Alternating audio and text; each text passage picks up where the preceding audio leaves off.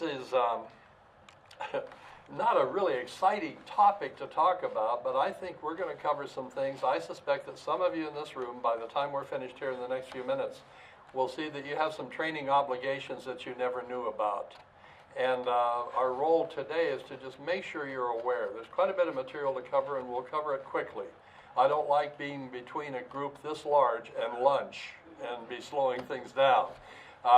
But I will be hanging around afterward if you have any questions. I understand all of these presentations are available, will be available to you.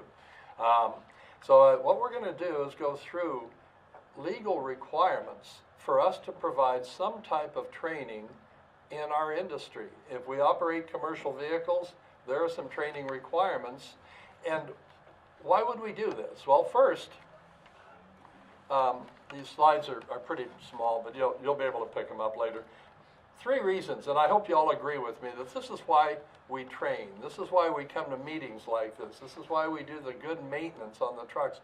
Everything that we do, and we're safety professionals here today, everything that we're doing really has 3 big goals. Number 1, it's like the doctor's code. First, do no harm.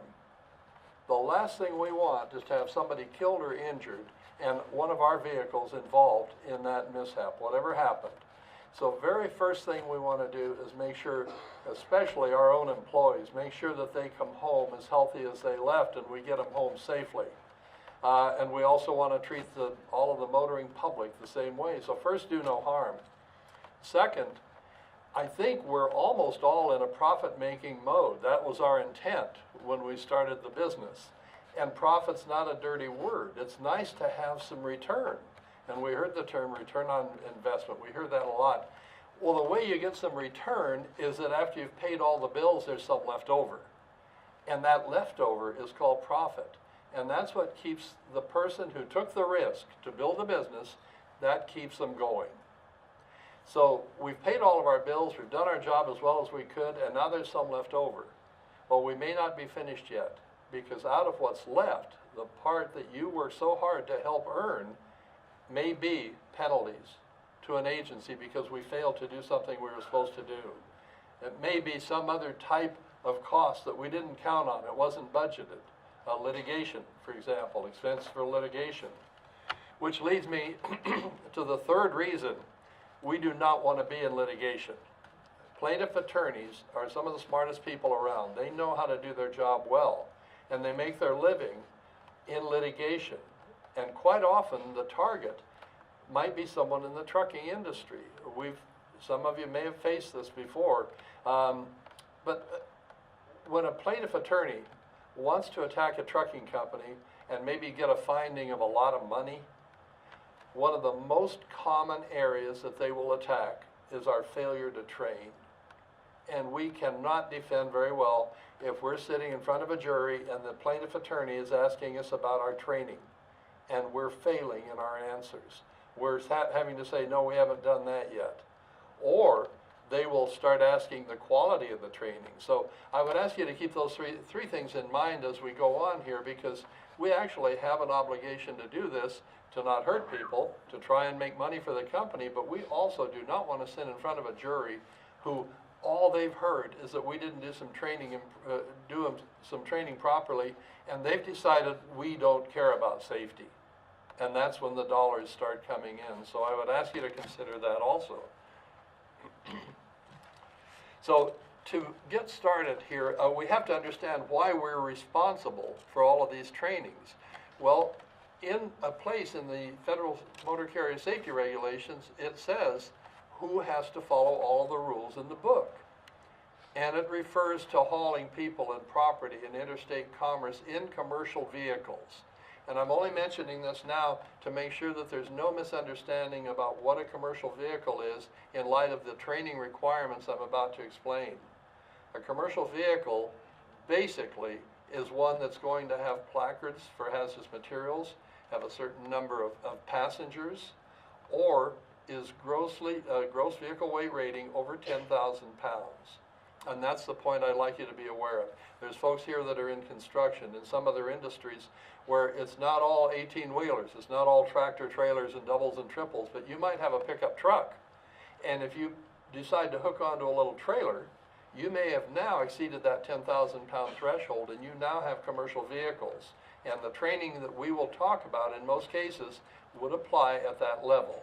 We'll see another level in a few minutes when we talk about training for CDL drivers, when the CDL kicks in. But right now, think in terms of that. If you've got a service vehicle, and that service vehicle doesn't require a CDL, but it's rated over 10,000 pounds or weighs more, if you've got a certain number of passengers, you have to have this training. So keep that in mind as we go through, please. Throughout these slides, and I hope this might help you because we're going to go quickly. We don't have a lot of time to dig into all the detail with some of these training requirements. These are in the Federal Motor Carrier Safety Regulations, and at the top of each slide is the rule number where you can get more of the detail and get the actual requirement. And so I'll rattle on through these things today, and by dinner time, I don't think you'll all remember everything that I said. I'm sure I'm charming here, but you're going to forget some of this stuff. Stuff's a very technical word, but I'm a highly skilled consultant here. So this stuff you're going to forget about. If you need to find it again, if a question comes up again, first, you've got unbelievable resources here in Oregon. You've got Warren's agency, Federal Motor Carrier in Salem. They are responsive. When I ask for help and I need something, they're always responsive. We've got the Oregon DOT here, and we've got a great partnership with them. If we need something and go to them, they will help us. They'll answer our questions. You've got the Oregon Trucking Association, Washington Trucking Association, and Glowstone. You've got folks that can help you with your questions. But if you need something in a hurry and you don't have time or can't find anyone, go to this rule number. And thanks to my grandchildren teaching me how to operate a laptop, I can Google stuff. And you Google this stuff by this part number, and you go right to the rule you need. Anyway, I think that's the way it's supposed to work. So we've got our first training requirement here, and it's called long combination vehicle training. If any of you are operating a vehicle that by definition, a long combination vehicle is a power unit pulling 2 or more trailers, and the gross weight is over 80,000 pounds. This could be a set of heavy doubles, a set of maxis here in Oregon. It could be a set of triples. Anything over 80,000 pounds, 2 or more trailers, there is a training requirement. Now, there's another area where you need to be aware that you may have LCVs, and that's in the heavy haul industry. Folks are here from Ness and Campbell, and Ness and Campbell might be running a lowboy trailer, but they might have a load that is so large, so heavy, that they need additional axles, so they'll add a Jeep or a booster. When we add that second point of articulation, we have now created, in the eyes of the DOT, we've created an LCV, and the training is required for those folks too. So be well aware of where that might be, because it does affect a lot of folks that are in construction, in the heavy haul business. So there are 2 pieces of training. One is classroom.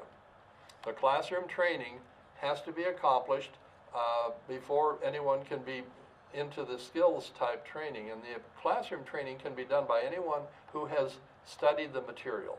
If you're comfortable making a presentation in front of a class of drivers, then you could be the classroom instructor. The skills training, though, cannot be done by just anyone. The skills training has to be done by someone who's had a doubles and triples endorsement. They've had at least 2 years of experience operating LCVs. And the skills training is what you might refer to, I'm understating it, as a glorified road test. But you're going to spend a lot of time. This isn't around the block drive here. The road test involves all of the requirements, all of the functions in order to be a safe professional driver. And the training has to be done, obviously, then by someone who's been doing this for a long time. And there's a written exam also with the classroom program. So you've got classroom training, which many of you in here could do, and we've got skills training that very few of you can do unless you've had that 2 years of experience with LCVs. That's LCV training, long combination vehicles. Another training requirement now, obviously, that LCV training would be for a CDL driver.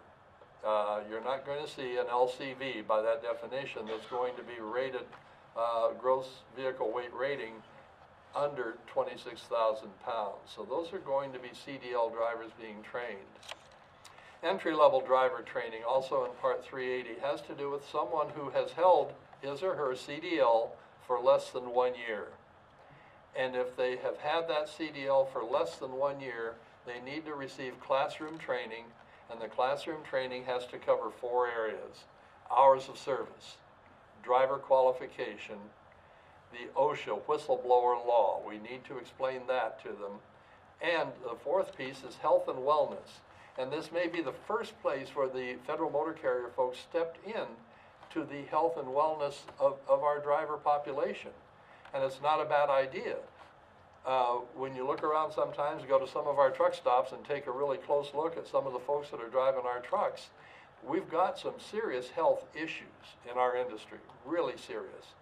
So health and wellness information might be helpful. We can't force this, but we certainly have to offer it, and that's part of entry-level driver training. Hours of service, driver qualification, health and wellness, and explaining the OSHA whistleblower law, which is basically that if you feel your safety has been compromised in the workplace, you have the right to file a complaint, to notify someone, and not face any recrimination for your reporting. That's the whistleblower law.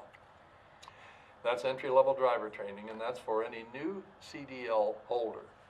Something to keep in mind, do any of you here create your own CDL drivers? You've already got them in the workforce and you give them the training and the help they need. Okay, I see a couple of hands going up. When that person who may have been with you for several years suddenly has a CDL, he or she is a brand new entity. And even though they may have been with you for a long time, the entry-level driver training would be required because they've had their CDL for less than a year. If you hire someone out of one of the driving schools, verify that that entry-level driver training was provided by the school. If they didn't provide it, then you need to do that with your new driver. Drug and alcohol testing. There is a requirement for training, and the training involves supervisors who might have to make the decision to take someone in for drug or alcohol training for reasonable suspicion. You've seen, smelled, heard, witnessed somehow some information that makes you believe you have someone who may be impaired. You need to take them for reasonable suspicion drug or alcohol training, or maybe both. In order to be qualified to do that, you need to have a training class that lasts at least 2 hours, an hour on recognizing the symptoms and effects of substance abuse, and an hour on recognizing the symptoms and effects of alcohol use and abuse. A 2-hour program is not recurrent. One time meets the requirement in the regulations. I believe because things are changing so much, and we heard from that from Luke this morning at Clean Fleet, that things are changing so much, I don't think it'd be a bad idea to offer this every year or two to your supervisors. But any supervisor who might be responsible for CDL drivers and might have to make that decision for reasonable suspicion testing needs to have this 2-hour class. When we first started drug testing about 22 years ago, there was a requirement that every driver have 1 hour of training. That's been replaced now by a requirement that you offer every driver a copy of your company drug and alcohol policy, a written drug and alcohol testing policy. It has to meet certain criteria that are listed in the DOT regulations, and that policy must include written information on recognizing symptoms and effects. And this has kind of replaced that 1-hour training requirement that we had years ago for all drivers. Good information. And the intent from Federal Motor Carrier, I believe, is that if somebody's abusing some drug, having some kind of a problem with any kind of drugs or alcohol in the workplace, it probably will not be you who notices it first. Who do you think it might be? Another driver, thank you, a co-worker. Somebody in the workplace probably already knows about it. The hope here is that if you give them this information, they might take some action. And the action might be simply going to them and saying, you know, something I could do for you, should we go to the company? But, you know, if this person's impaired, they're putting the entire workforce at risk out there. So that's the drug and alcohol awareness training requirement. This is one that I want to make a recommendation that after we talk about it. general knowledge and awareness of the regulations. And there's a place in Part 390 in the regulations that says every employer will be knowledgeable and comply with all of the regulations that apply in this book, in the set of regulations. And then it goes on to say every driver shall be trained on the applicable portions of the regulations. A lot of us do this with it's so simple. You get the little blue or green J.J. Keller rule book, and you give it to the driver, and you say, sign the receipt. And the receipt goes in to the driver qualification file. Well, that shouldn't work if they'd read it.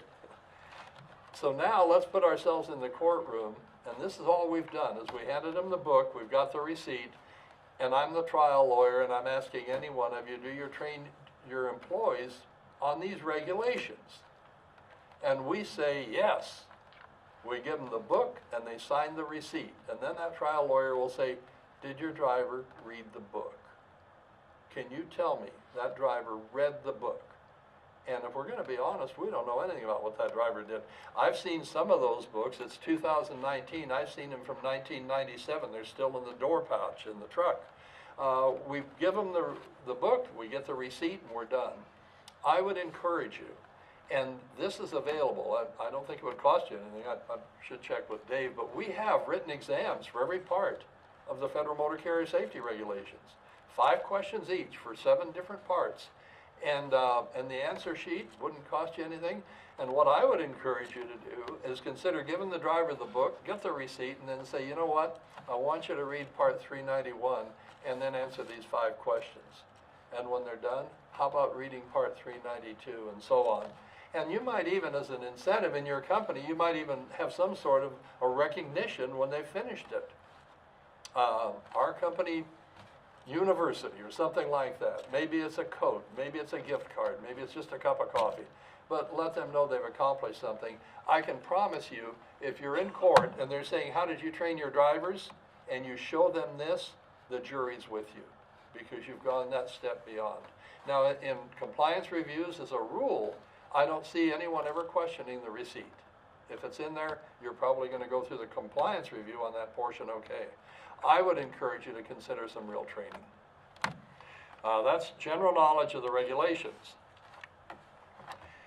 If you're transporting hazardous materials, now this is any kind of hazardous material, not just those that require placards, but if you're carrying any regulated hazardous material, and this is something if you're not sure about it, you might be hauling something that may be hazmat and you're not sure because you don't know that much about it, go to the safety data sheet, section 14, and the safety data sheet will tell you whether or not you have a regulated hazardous material. If you have anyone involved with shipping hazmat, they have to have training, and it has to be every 3 years.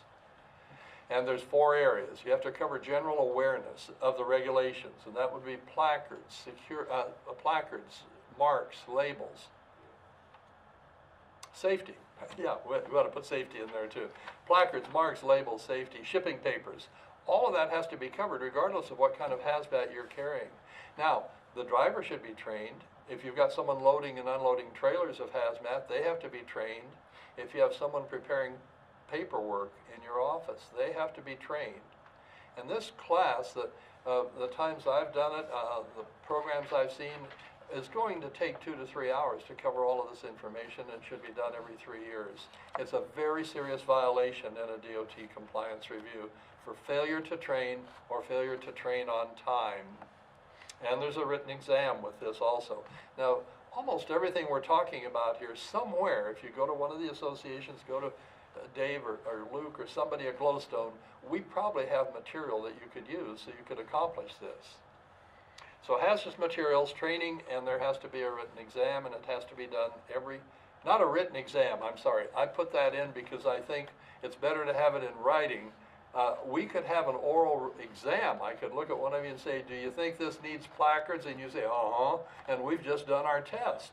But we want more than that. We want it in writing. We want you to have something substantial. If you're ever attacked on this program, and it may be the auditor, the DOT auditor asking you. So hazardous materials. That can apply to charter buses too with oxygen tanks. Good point. The gentleman just mentioned What's your name? I'm Kevin Snell. Kevin. Okay, Kevin just mentioned that this could apply to motor coaches with oxygen tanks. For passengers that need oxygen. It certainly could, because now there's something interesting that we don't dare delve into now. It'll take a little time. There are some products that are hazardous materials that also can be called a material of trade. And a material of trade is something that's being carried for the safety of the passengers and the driver. I don't know if oxygen would fit. That's one we'd really have to look at. But a fire extinguisher is a hazardous material. But it's carried in there for the safety of passengers and the driver, and so it wouldn't be subject. So the oxygen would be a good one to look at. Then there's something a little bit heavier duty. We've got some stuff that we haul in the industry that's pretty dangerous. Explosives, radioactive material, poison gas, the big fireworks, the ones that we can't buy in Oregon, so we always go to Vancouver. We're law-abiding here in Oregon. There's some things that are really potentially products that could be used as a weapon. And with the threats of terrorism that still are around all the time, and we've seen it here just 2 or 3 years ago, they arrested a potential terrorist. He was affiliated with one of the terrorist groups, and he was setting up a training camp in Bly, Oregon for terrorists. Because of these possibilities and the fact that in the trucking industry we haul a lot of dangerous products, because of that, we have to have a written security plan. And the written security plan has to address personnel security. 10 minutes? Okay. Like the old cottage cheese Kraft commercial. I got 6 seconds to sing. Da da da da da. Okay. I'm moving faster. The written security plan has to cover personnel, unauthorized access, and security for the driver, safety for the driver on the road, because that driver may be carrying something that could be a weapon. So the training here is called in-depth security training. There's some security awareness in the hazardous materials training, and then we also have to isolate and identify and document in-depth training on how our security plan works in our company. In-depth security training for hazardous materials. That's it for the DOT. Federal Motor Carrier requires those training programs, and if you haven't done them, if you think that's something you need to get done, please get a hold of someone. Since you're here and we're guests of Dave and Glowstone, that would be a good place to start. OSHA, Occupational Safety and Health Administration, the Department of Labor also has a lot of training, and we're going to go faster through these because some of them I've never trained on. I don't know very much about them, but I know they're in the book. Safety committees. If you have 10 or more people, 10 or more employees, you have to have a written safety committee policy, you have to have training, you have to meet monthly, you have to post the minutes, and when a problem comes up and someone brings it to the table at the committee meeting and there's a safety issue, you need to address it and document that you've corrected the problem or what you're doing to deal with the problem. This is one of the top 10 violations in Oregon OSHA of their regulations. One of the top 10 violations, failure to even hold a meeting, and a lot of failure to document. Safety committees. Now, I've given you the Oregon code here because I think they've done a pretty good job of listing and writing out how a committee can work, and they've got some great training material that's helpful. Hazard communication is different than hazardous materials. OSHA says we need to train our employees and make them aware of any hazardous chemicals that are in the workplace. The training has to cover studying SDS, safety data sheets. Used to be material safety data sheets. We must have had a big ruling to get rid of that M, so now it's a safety data sheet. Don't know what that costs. So the safety data sheet in section 14 will tell you whether you have a hazardous material, whether you, and that we talked about earlier, then you'd have to have the hazardous material training, but it will also discuss all of the other issues, first aid, the chemicals that are involved with hazardous chemicals that we may be exposed to in the workplace. Where I see us really failing is quite often we will train our mechanics. We go to the shop and we train all the technicians there because they've got all this stuff around there. So we don't train the drivers. And I've had several companies say, I don't train our drivers, they don't have any hazardous chemicals. Well, if they're doing their job, are they near any diesel fuel? Are they near any motor oil? Are they near the fire extinguisher, antifreeze, windshield washer fluid? I believe truck drivers and bus drivers need hazard communication training. It's really a one-time training requirement unless things change in your workplace. The SDSs should be available for them to see. And I'll tell you, the easiest test in the world to see if you've got it covered is let somebody randomly walk up to one of your employees, maybe in the shop, and say, where do you keep the SDS? And what can you tell me about the hazard communication training program? Have you been trained? That's what OSHA will ask if they walk in. Hazard communication, I don't think we do a great job of it sometimes in our industry. Accident and illness recording and reporting, there's actually a training requirement in OSHA for this, and it will be required in the standard. So you should look at that standard first and see whether or not you need to have that training. And it's for those people who report the accident and also those who record it. Two separate groups. Same thing here, an emergency action plan. Depending on the type of business you're in and the kinds of chemicals, the kinds of hazards, you may have to have special training. You may have to have first a written emergency action plan and then special training on how to deal with an incident. Fire extinguishers. Believe it or not, there's an OSHA training requirement to teach people how to use a fire extinguisher, and I would encourage you, you can do this on your own.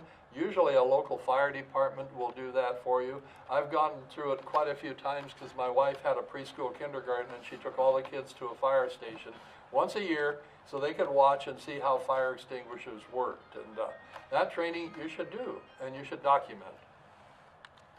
Fire prevention plan. Depending on your business, the standard may require you to have a fire prevention plan, and there's training required on that. Lockout, tagout. If you've got some sort of stored energy, and quite often it's electric or it might be compressed air, a compressor, an air compressor for example, if it's being worked on, if something's wrong with it, you have to remove the source of energy before you try and work on it. Very important training, and we see this. We always have records of lockout, tagout, but I've seen how some of them do it, and it's probably not enough. Powered industrial trucks, fancy word for a forklift. I went into a place one night, a trucking company, and they asked me to just spend some time on the dock. I got there at midnight. They had a brand new young man who had just started work, his first day, and he's sitting in the driver's room watching a 20-minute video from J.J. Keller on operating forklifts. Half an hour after that, he's out on the dock in a forklift. He'd never seen one and never touched one before, and they let him watch the video. I noticed him because he had speared a refrigerator, and that wasn't good. And they're busy trying to figure out if they should fire him. And I kind of got involved. I said, you can't fire this guy. You never gave him a chance. You set him up for failure. If you're not doing some hands-on training with forklifts, in addition to the written test and the other material, Keller has some great material. A lot of people do, but teach them how to do the job safely for their own sake and for everybody around them, and to not spear the refrigerator. I think right now, I could guess that probably 90% of the people who are involved with people in this room do not do a pre-shift safety inspection of a forklift. I see them all the time, and they run out there and they jump on there, and they're busy, and they're working, and they're amazing. That's a high skill, but they're not doing the safety inspection. Powered industrial truck training, and it's recurrent. You've got to have an evaluation every year. If you have problems in the evaluation, you have to do some more training. You assign a different type of forklift. Yes, sir. So on the powered industrial trucks, does that also include like the yard hostlers? Is that by definition like BIE versus? Well, that's a great question. I don't know if it would include it, but I think that's good. The question is, would a powered industrial truck include the hostler rig in a yard? I don't know if it would be included. I'd have to look at the OSHA definition of a powered industrial truck, but I think whether it's in there or not, you should train them on it. I think that's a great idea. I think that would be good. HAZWOPER, Hazardous Waste Operations and Emergency Response. And a lot of times when I was at the association, we get a call, how can I get my HAZWOPER training? And it turned out most of the time they didn't need it. there are several levels. There's a beginning level called First Responder Awareness, and then there's an 8-hour class, then a 24-hour class, and then a 40-hour class. Basically, what we need to do for our truck drivers and maybe our technicians is First Responder Awareness level. And First Responder Awareness level means that the employee can identify the risk and get help. That's all. And that's very quickly done. If you're training on hazardous materials or hazard communication, you're covering it right there. But it actually is in the OSHA code for HAZWOPER training. Now, if you want to get into cleanup, managing sites where there's been a spill, then you'd go on to get the advanced HAZWOPER training. Walking working surfaces. The majority, by far, of our injuries in the workplace come from slips and falls. There's not a requirement for training. There are all kinds of requirements on how to build stairways and handheld and all of this stuff, and don't let them fall in the pit, put a chain around it and all this stuff. No requirement for training, but I certainly think that this would be worthwhile to teach people how to, it's not silly, how to walk safely, how to clean up the debris in the shop so you don't have trip and fall hazards there. First aid CPR is not a requirement as long as you have first aid medical help in a near vicinity.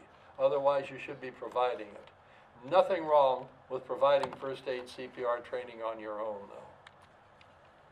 One more, Food Safety Management Act. If any of you here are transporting refrigerated foods, there's a requirement to keep it refrigerated, then you need to provide training for those employees.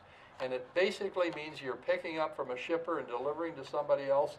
The shipper has to have a written agreement with you on temperature control, on documenting temperatures, on cleaning the trailer, all of the things that would keep us from having E. coli or something like that. So if you're involved in this, Food and Drug Administration published the rules, and you need to be taking care of that.